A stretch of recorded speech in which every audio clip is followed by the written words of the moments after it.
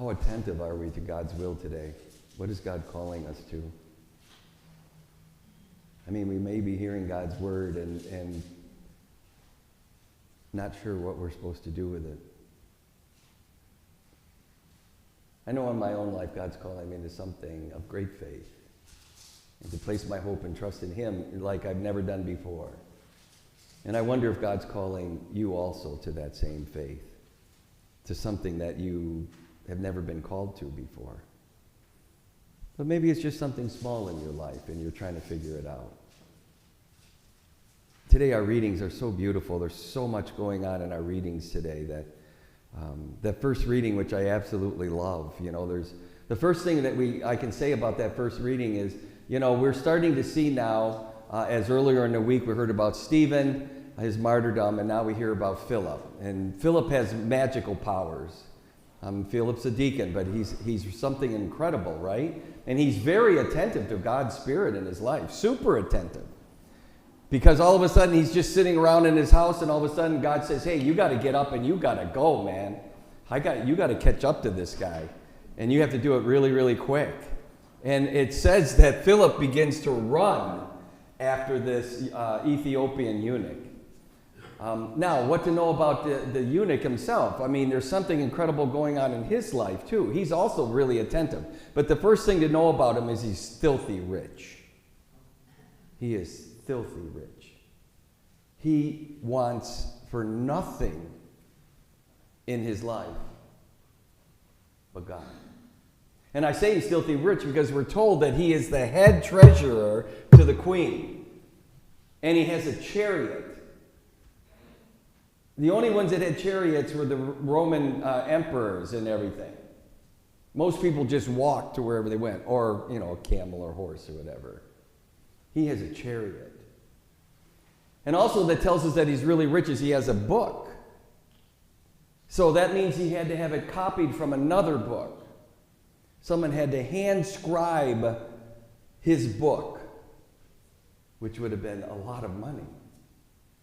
He wants for nothing in his life, but something's missing in his life, and he desires God. Now, the other thing to know about him, he's very intelligent because he can read. And again, most people didn't read because there wasn't many books. It wasn't purpose to read, but he read. So not only is he intelligent, he's rich, he has everything, but he desires something more. And when Philip catches up to him, Philip says, what are you reading? Well, of course, I don't know what I'm reading it, but I don't understand it. And Philip brings to him the good news of Jesus Christ. He unfolds everything into him, which only incites his heart even more and more and more and more, where all of a sudden he sees this water and he says, well, I can be baptized in that. And Philip says yes, and he baptizes him. And then he vanishes. I love that. He vanishes from his sight. Just proves how attentive Philip is to God's will. And this man changes everything in the story. Well, our gospel today is a very similar one. It's all about being attentive to God. And Jesus says to a crowd of people, not just his disciples, he's saying it to everybody.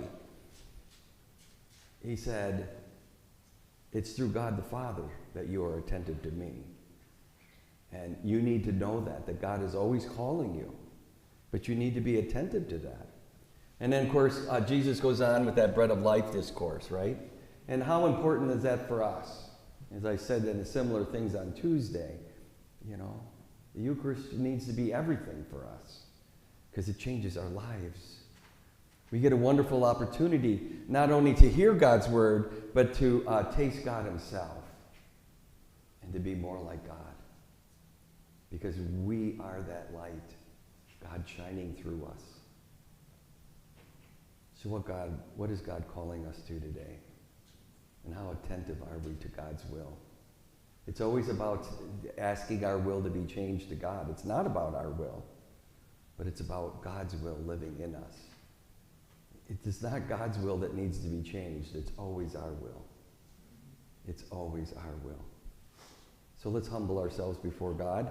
Let's be attentive to his Spirit today wherever he's calling us. But let's be courageous and brave also. in the spirit and grace that God's giving us today.